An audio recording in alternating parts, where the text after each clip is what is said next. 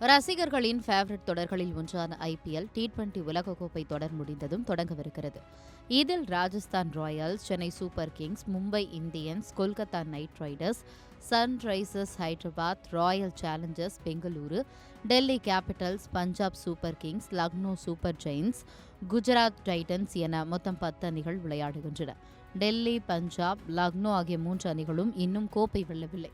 அதிலும் Punjab Kings 18வது IPL தொடரில் இறுதிப் போட்டி வரை முன்னேறி தோல்வியை தழுவியது.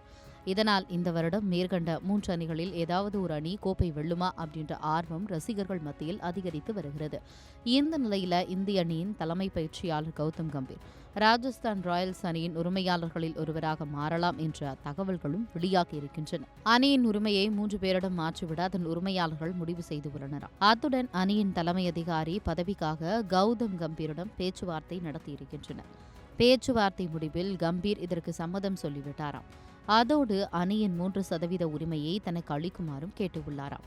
ஒருவேளை இதற்கு ராஜஸ்தான் பச்சை கொடி காட்டிவிட்டார் இந்திய அணியின் தலைமை பயிற்சியாளர் பொறுப்பிலிருந்து கம்பீர் விலகி விடுவார் என்பது குறிப்பிடத்தக்கது.